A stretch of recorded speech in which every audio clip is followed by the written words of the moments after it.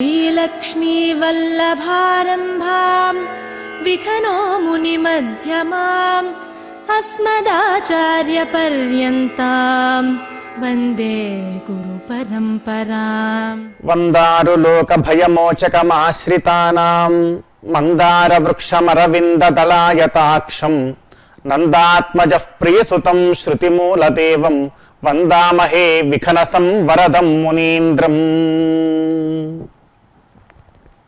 ఈనాడు అత్యంత గొప్పదైన పర్వదినం శ్రావణ పౌర్ణమి. అంతేకాక ఈరోజు చాలా ఉత్కృష్టమైనటువంటి సందర్భం ఈ రోజుకు ఒకటి ఉన్నది. ఏమిటయ్యా అంటే శ్రీ విఖనో మునీంద్రుల యొక్క జన్మదినం. ఎవరి విఖనో మునీంద్రులు?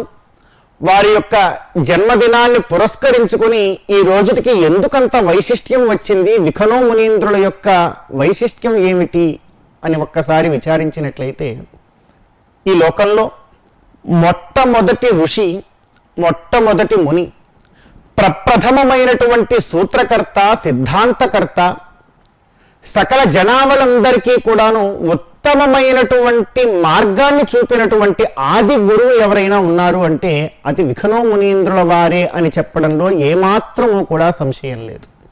ఈ విఖనో మునీంద్రుల వారు ఎవరండి? మరి ఆది గురువు అంటున్నాం, ప్రప్రథమమైనటువంటి మహర్షి, ఋషి అంటూ ఉన్నాం. ఈయన ఎప్పుడు పుట్టారు, ఏ కాలానికి చెందినటువంటి వారు, ఎవరికి పుట్టారు, ఎక్కడి నుంచి వచ్చారు అని విచారం చేసినట్లయితే, స్వయంభవ మనోహకాలే యుగాదో శుక్లవత్సరే శ్రవణే శ్రావణే శుక్ల పూర్ణిమ సోమవాసరే సింహలగ్నే చ సంయుక్తే భజే నైమిషమాగతం అని చెప్పి శాస్త్రం చెబుతూ ఉన్నది. ప్రళయం అయిపోయిన తర్వాత సకల జగత్తునంతటినీ కూడాను పరమాత్మ తన లోపలికి విలీనం చేసుకుంటాడు. దాన్ని ప్రళయం అని చెప్పి మనం చెప్పుకుంటూ ఉంటాం. పరమాత్మకి మనం తిరుమలలో శ్రీ వెంకటేశ్వర స్వామి వారి యొక్క హృదయంలో త్రికోణాకారంలో ఉండేటువంటి మండలంలో అమ్మవారు వేంచేసి ఉన్న స్థితిని మనం చూస్తూ ఉన్నాం. ఆ త్రికోణాకార మండలంలోకి యావత్తు ఈ చరాచర సృష్టి అంతా కూడా ప్రళయకాలంలో అక్కడికి చేరుకుంటుంది. మళ్ళీ తిరిగి స్వామికి సృష్టి జరుపుదాము అని సంకల్పం కలిగినటువంటి నాడు మళ్ళీ ఆ త్రికోణాకార మండలం నుంచి సకల చరాచర సృష్టి అంతా కూడా మళ్ళీ తిరిగి వస్తూ ఉంటుంది అన్నారు. ఈ విధమైనటువంటి క్రియని పెద్దలు చక్కగా వర్ణన చేస్తారు. మోదతే భగవాన్ భూతైః బాల క్రీడనకైరివ. ఒక చిన్న పిల్లవాడు తనకుండేటువంటి అనేక ఆట వస్తువులన్నింటినీ కూడా చక్కగా ఇళ్ళంతా కూడా ఒకసారి ఉదయాన్నే పరిచేస్తాడు, చక్కగా ఆడుకుంటాడు. సాయంత్రం తాను నిద్ర వచ్చేసిందంటే ఆ వస్తువులన్నీ తీసుకొని ఒక దగ్గర చక్కగా సంచిలో దాచిపెట్టుకొని మళ్ళీ ఎవరైనా తీసుకెళ్ళిపోతారేమో అన్నట్టుగా తన చేతి కిందే పెట్టుకొని నిద్రపోతాడు. మళ్ళీ ఉదయాన్నే లేస్తాడు, మళ్ళీ ఆ వస్తువులన్నింటినీ ఇళ్ళంతా చిల్లా పల్లా పారేస్తాడు, ఆడుకుంటాడు. ఇలా చిన్న పిల్లవాడు ఏ విధంగా అయితే తన యొక్క ఆట వస్తువులతో ఆడుకుంటూ ఉంటాడో అదే విధంగా పరమాత్మ కూడా సకల భూత చరాచరములన్నిటితో కూడాను పరమాత్మ ఆ విధంగా తనకు యోగ నిద్ర సమయం ఆసన్నమైనప్పుడు మొత్తటిని తన లోపలికి తీసుకుంటాట. మళ్ళీ తిరిగి సృష్టి జరపాలి అనుకున్నప్పుడు మొత్తం సృష్టి అంతా కూడా చేసి తానే స్వయంగా ఆత్మనానుప్రవిశ్య నామరూపే వ్యాకరవాణి అన్నట్లుగా పరమాత్మ సృష్టిస్తాడు అన్నారు. సరే, ఒక యోగ నిద్ర సమయం అయ్యింది. పరమాత్మ యోగ నిద్రలో నుంచి బయటికి లేచాడు.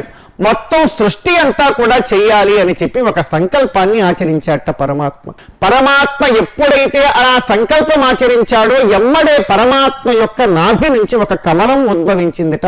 ఆ కమలంలో నుంచి బ్రహ్మదేవుడు ఉద్భవించాడు. వచ్చి ప్రభు నా యొక్క కార్యం ఏమిటో తెలియజేయమని చెప్పి అడిగాట. ఆ బ్రహ్మదేవుడు పరమాత్మ అయినటువంటి శ్రీ విష్ణుమూర్తిని అడిగితే పరమాత్మ అన్నారు, ఓ బ్రహ్మదేవ, సకల చరాచరములన్నింటినీ కూడా సృష్టించు. ఆ చరాచరములన్నింటిలో కూడా సృష్టిస్తే నేను కూడా ఆ సృష్టిలో అనేక అవతారములలో నేను ఆ సృష్టిలో ఉండి నేను కూడా అవతరించి ఆయా సమయాల్లో అందరికీ కూడా ఉత్తమమైనటువంటి ధర్మ మార్గాన్ని, జ్ఞానాన్ని తెలియజేస్తూ దుష్ట శిక్షణము, శిష్ట రక్షణము చేసి ధర్మాన్ని కాపాడుతాను. కనుక సృష్టినంతా కూడా చేయవలసింది అని చెప్పి బ్రహ్మని ఆదేశించాట పరమాత్మ అయినటువంటి మహావిష్ణువు. ఆ సమయంలో సకల చరాచర సృష్టి అంతటినీ కూడా చేయడానికి బ్రహ్మదేవుడైతే సమర్థుడే కానీ పరమాత్మ భూలోకంలో అవతరించిన తర్వాత ఆ పరమాత్మ యొక్క గుణగణ విశేషాలన్నింటినీ సకల లోకములో ఉన్న జనాలందరికీ తెలియజెప్పి ఆ పరమాత్మని ఆరాధించి అందరూ కూడా ముక్తిని పొందేటువంటి ఉత్తమమైనటువంటి మార్గాన్ని ఉపదేశించడంలో బ్రహ్మదేవుడికి శక్తి సరిపోలేదట. సరిపోక బ్రహ్మదేవుడు అన్నాడు, అయ్యా సకల చరాచరముల యొక్క సృష్టిని నేను చేయగలను, కానీ నీ ఆరాధనా మార్గాన్ని ఉత్తమమైనటువంటి మోక్షదాయకమైనటువంటి ఉత్తమ మార్గాన్ని నేను చెప్పడంలో మాత్రం అసమర్థుణ్ణి అవుతున్నాను. కనుక అటువంటి విషయాన్ని తెలియజేయడానికి ఎవరినైనా నువ్వు సృష్టించవలసిందే అని చెప్పి తిరిగి మళ్ళీ మహావిష్ణువుని కోరాట బ్రహ్మదేవుడు. ఆ సమయంలో పరమాత్మ ఏం చెయ్యాలి అని చెప్పి తనలో తానే తన హృదయములో ఉండేటువంటి వేద ఇతిహాస పురాణాది సకల శాస్త్రములన్నింటినీ కూడా పరిపరి విధాలుగా ఆలోచన చేస్తూ ఖననం చేస్తూ ఉన్నట్ట. ఆ సమయంలో ఆ ఖననంలో ఆ మననంలో నుంచి ఒక మహర్షి ఉద్భవించాట. ఆయనే విఖనో మహర్షి అని చెప్పి మనం చెప్పుకుంటూ ఉన్నాం. అందుకే ఆరంభంలో అంటూ ఉన్నాం, ఈ లోకంలో మొట్టమొదటి మహర్షి ఎవరయ్యా అంటే విఖనో మునీంద్రుల వారే. మొట్టమొదట గురువు ఎవరయ్యా అంటే విఖనో మునీంద్రుల వారే. మొట్టమొదటి సిద్ధాంతకర్త ఎవరయ్యా అంటే విఖనో మునీంద్రుల వారే. అటువంటి విఖనో మునీంద్రుల వారు సాక్షాత్తు పరమాత్మ అయినటువంటి శ్రీ మహావిష్ణువు యొక్క హృదయం నుంచి ఉద్భవించాట. అటువంటి ఉత్తమ మహర్షి యొక్క జన్మదినం ఈనాడు. ఆయన ఎప్పుడు జన్మించాడు అంటే స్వయంభవ మనోకాలే యుగాదౌ శుక్లవత్సరే.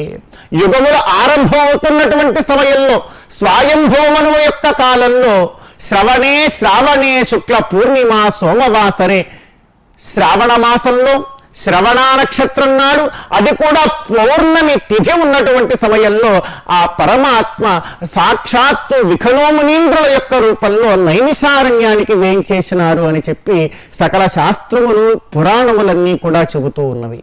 లోకంలో ఉండేటువంటి సకల మానవాళికి ఉత్తమమైనటువంటి ధర్మ మార్గాన్ని సూచించడానికి ఆ మహర్షుల వారు చేసినటువంటి కార్యం ఏమిటయ్యా అంటే వేదార్థ విజ్ఞేన సకల వేద ఇతిహాస పురాణాదులు సాంగవేదాధ్యయనం అంతా కూడా విఖనో మునీంద్రుల వారు సాక్షాత్తు పరమాత్మ దగ్గర నుంచి ఉపదేశాన్ని పొందారట.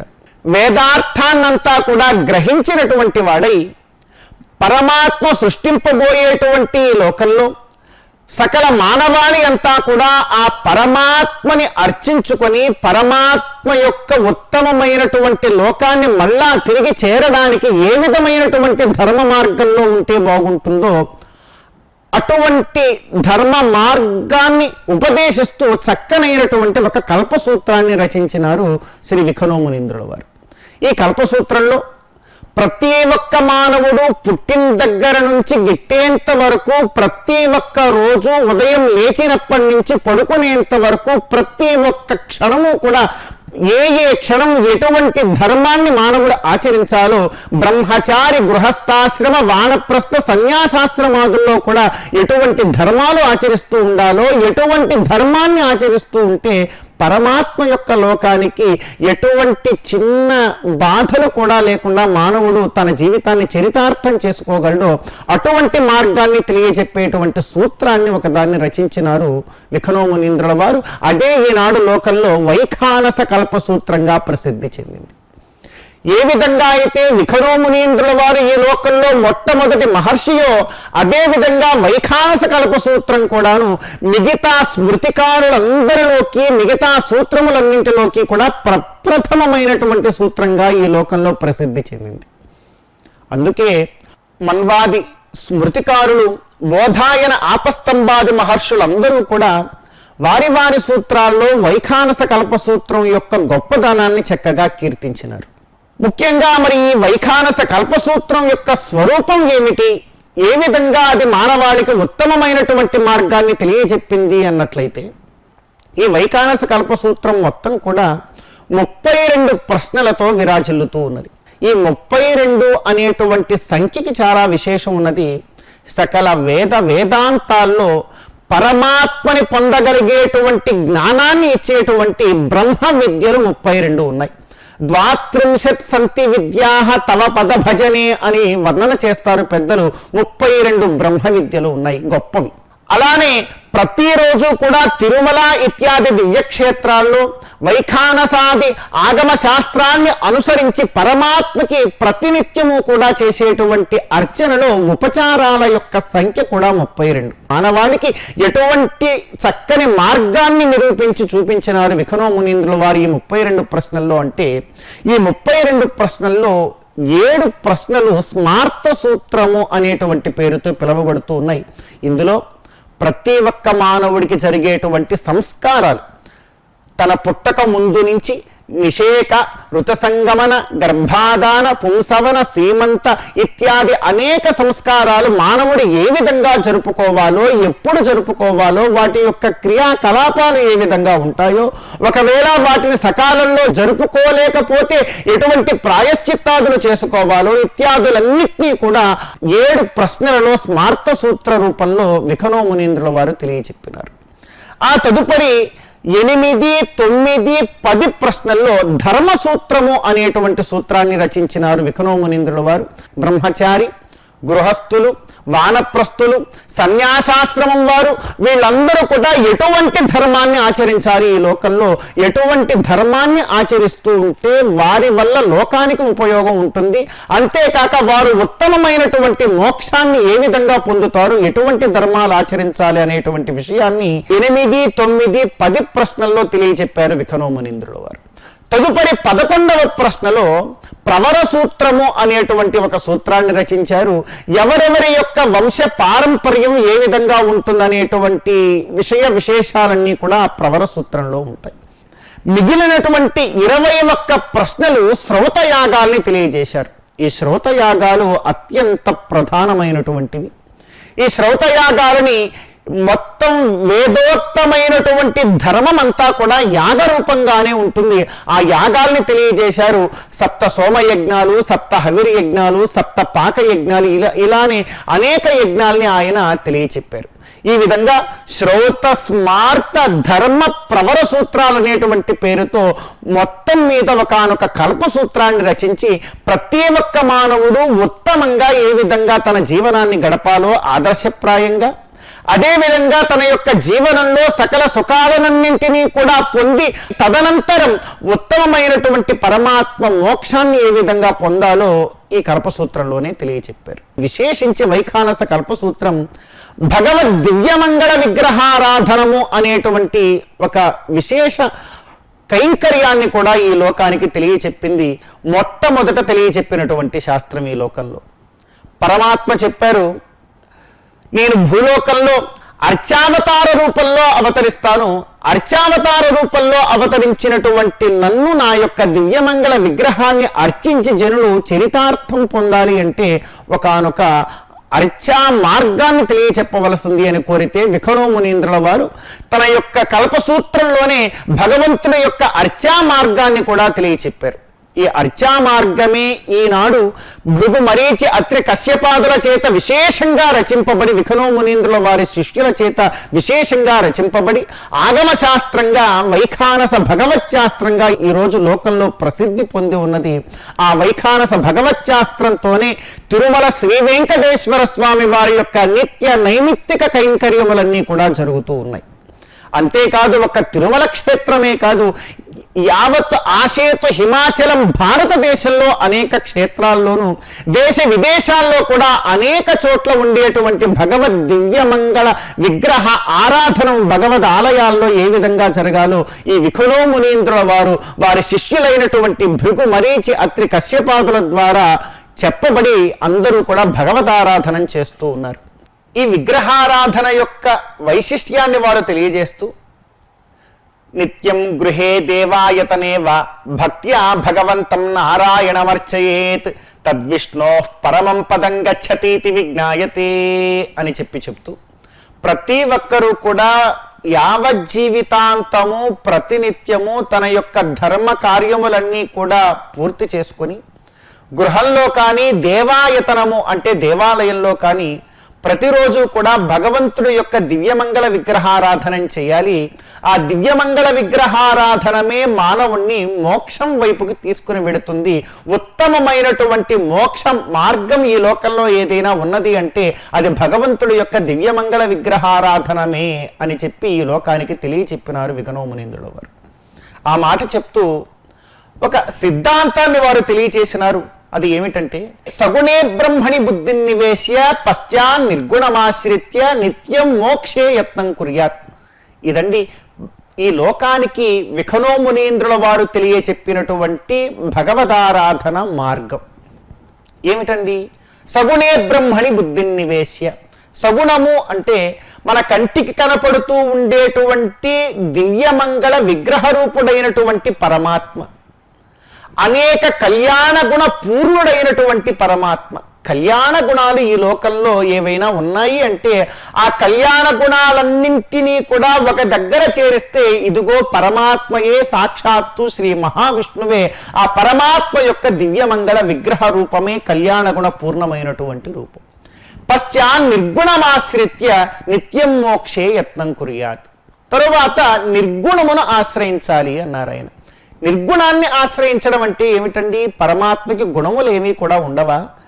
ఒక దగ్గర ఏమో సగుణే అన్నారు, పరమాత్మకి ఎన్నో విశేష గుణాలు ఉంటాయి అన్నాం. మరి నిర్గుణము అంటూ ఉన్నాం, మరుక్షణమే అంటూ ఉన్నారు విఘ్నోమునీంద్రుల వారు. ఇక్కడ నిర్గుణము అంటే గుణరహితుడు అని అర్థమా అంటే కాదు, హేయ ప్రత్యనీకుడు అని అర్థం.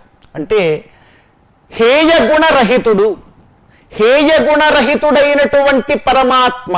అంతేకాకుండా ఓంకార గమ్యం ఉపనిషత్ ప్రతిపాద్యం అని కూడా అర్థం తీసుకోవాలి.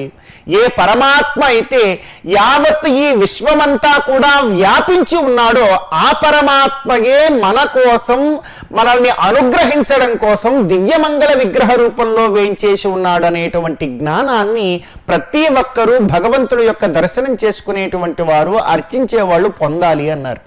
ఏ విధంగా అయితే పాలల్లో ఉండేటువంటి నెయ్యిని మనం చూడలేకపోయినామో, ఏ విధంగా అయితే చెక్కలో దాగి ఉండేటువంటి అగ్నిని మన కంటితో మనం చూడలేకపోతున్నామో, యావత్ విశ్వమంతా కూడా దాగి ఉన్నటువంటి పరమాత్మని, నాలో నీలో అందరిలో ఉండేటువంటి పరమాత్మను మనం చూడలేకపోతున్నాం. మనలోనూ ఉన్నాడు పరమాత్మ, కానీ చూడగలుగుతున్నామా? ఆ శక్తి లేదు. మరి అటువంటి స్థితిలో అటువంటి రూపాన్ని నిర్గుణ రూపము అని అంటూ ఉన్నారు. అయ్యా పరమాత్మ సర్వత్రా వ్యాపించి ఉన్నాడు అనేటువంటి జ్ఞానం నిత్యం మనకు కలిగి ఉండాలి. అటువంటి పరమాత్మ మనల్ని అనుగ్రహించడానికి, సర్వత్రా వ్యాపించి ఉండేటువంటి పరమాత్మను చూడగలిగేటువంటి శక్తి సామర్థ్యం నా బిడ్డలైనటువంటి నా భక్తులకి లేదే అని చెప్పి పరమాత్మ చింతించినటువంటి వాడై తన భక్తుల మీద ఉండేటువంటి ప్రేమతో పరమాత్మ అందరి కంటికి కనపడేలా దివ్యమంగళ విగ్రహ రూపంలో వేయించేశారు అన్నారు. అదే సగుణ రూపము అని చెప్పి చెప్తున్నాం. అదే విఘ్నోమునీంద్రుల యొక్క ఆశయం. అయ్యా ప్రతి ఒక్క భక్తుడు, ప్రతి ఒక్క ఆరాధకుడు పరమాత్మ సర్వత్రా వ్యాపించి ఉన్నాడు, మొత్తటా ఉన్నాడు. పరమాత్మ లేనటువంటి ప్రదేశం ఈ లోకంలో ఎక్కడ అణుమాత్రము కూడా లేదు అనేటువంటి జ్ఞానాన్ని ప్రతి ఒక్కరూ పొంది ఉండాలి. అటువంటి పరమాత్మ నాలాంటి మందమతికి కూడా కనిపించే విధంగా నా కోసం దయామయుడై దివ్యమంగళ విగ్రహ రూపంలో వేయించేసి ఉన్నాడు. అది నా కోసం అవతరించినటువంటి అవతారం అని చెప్పి ప్రతి ఒక్క భక్తుడు ఎరిగి తిరుమలాది దివ్య క్షేత్రాల్లో వేంచేసి ఉండేటువంటి ఆ దివ్యమంగళ స్వరూపాన్ని ఒక్కసారి వీక్షించి అలా నమస్కారం చేసుకుంటే చాలట. అదే మోక్షానికి మొట్టమొదటి సోపానం అంటున్నారు విఘ్నోమునీంద్రుల యొక్క అభిప్రాయం. తరువాత వారి యొక్క శిష్యులైనటువంటి భృగు, మరీచి, అత్రి, కశ్యపాదుల యొక్క అభిప్రాయం. ఆ వైఖానస కల్పసూత్రానికి భాష్యం రాసినటువంటి శ్రీనివాసమఖి వేదాంత దేశికుల వారి అభిప్రాయం, నృసింహ వాజపేయుల వారి అభిప్రాయం. యత్నము అంటే మరేదో కాదు, 32 ఉపచారాలతో పరమాత్మకి చేసేటువంటి దివ్యమంగళ విగ్రహ ఆరాధనం, ఆసన, పాద్య, అర్ఘ్య, ఆచమనీయాదులతో పరమాత్మకు చేసేటువంటి ఆరాధనమే మరొక అర్థం కాదు అని చెప్తున్నారు.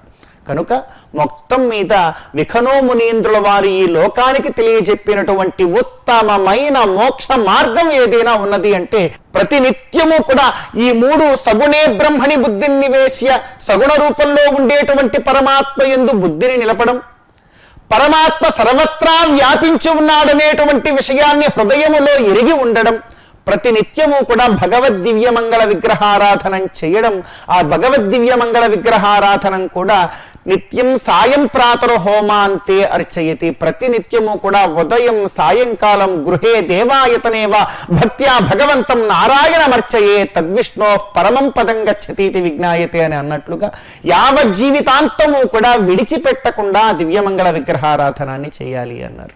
ఈ లోకంలో ప్రప్రథమమైనటువంటి మహర్షి, మొట్టమొదటి మునిస్వరూపుడు, మొట్టమొదటి గురువు, మొట్టమొదటి సూత్రకారుడు, మొట్టమొదటి వేదాంత సిద్ధాంతకర్త ఎవరైనా ఉన్నారు అంటే శ్రీ విఖనో మునీంద్రుల వారి అని చెప్పడంలో ఎటువంటి సంశయం కూడా అవసరం లేదు. భృగు, మరీచి, అత్రి, కశ్యపాదులందరూ కూడా విఖనో మునీంద్రుల వారు సార్థకోటి ప్రమాణంగా తెలియజేస్తే, చాతుర్లక్ష ప్రమాణంగా విశేషమైనటువంటి భగవత్ శాస్త్ర గ్రంథాలని భృగు, మరీచి, అత్రి, కశ్యపాది మహర్షులందరూ కూడా ఈ లోకానికి అందజేశారు. ఈనాడు ఆ గ్రంథాలే మనందరికీ కూడా శరణ్యమైనవి. తిరుమలాది దివ్య క్షేత్రాల్లో ఎప్పుడు ఏ క్షణం ఏ విశేష ఆరాధన చేయాలన్నా కూడా ఆ విశేష ఆరాధన ఏ విధంగా ఆచరించాలి, ఏ ఆరాధన ఎప్పుడు ఎలా చేస్తే మనందరికీ కూడా ఉత్తమమైనటువంటి మోక్షము, ఉత్తమమైనటువంటి సద్గతులు కలుగుతాయో ఆ భగవత్ శాస్త్రంలో చక్కగా తెలియచెప్పి ఉన్నారు. ఆ భగవత్ శాస్త్రమే ప్రప్రథమంగా ఈ లోకానికి తెలియజెప్పినటువంటి వారు విఖనో మునీంద్రుల వారు. ఈ లోకానికి తెలియజెప్పినటువంటి ఆరాధన యొక్క గొప్పదనం ఏమిటి అంటే యజమానాభావేపి శాశ్వతం భువి తిష్టతి. ఒక గొప్ప గొప్ప యజ్ఞయాగాదులు చేయాలి అంటే యజమాని అవసరం. యజమాని లేకపోతే యజ్ఞయాగాదులు చేయలేం. కానీ ఒక ఆలయం అలా కాదు. యజమాని లేకపోయినా శాశ్వతం భువి తిష్టతి. ఈ లోకం ఉన్నంత కాలం ఆ ఆలయం అలానే ఉంటుంది. ఆలయంలో అర్చనలు అలానే జరుగుతూ ఉంటాయి. ఈ లోకానికి ఆ ఆలయార్చనల ద్వారా చక్కనైనటువంటి ఫలాలు ఎప్పుడూ కలుగుతూనే ఉంటాయి. అటువంటి ఉత్తమమైనటువంటి మార్గాన్ని విఖనో మునీంద్రుల వారు మనకు తెలియచెప్పినారు. సేవా భాగ్యాన్ని ఈ లోకానికి అందజేసినటువంటి విఖనో మునీంద్రుల యొక్క జన్మదినాన్ని ఈ రోజు మన అందరం కూడా చెప్పుకుంటూ ఉన్నాం. ఒక్కసారి మనందరం కూడా రెండు చేతులు జోడించి విఖనో మునీంద్రుల వారికి నమస్కారం చేద్దాం. వైఖానసార్య దివ్యాజ్ఞా వర్ధతాం అభివర్ధతాం సమూర్తారాధనా చేషా వర్ధతాం అభివర్ధతాం అని. శ్రీలక్ష్మీ వల్లభారంభాం విఖనో ముని మధ్యమాం అస్మదాచార్య పర్యంతాం వందే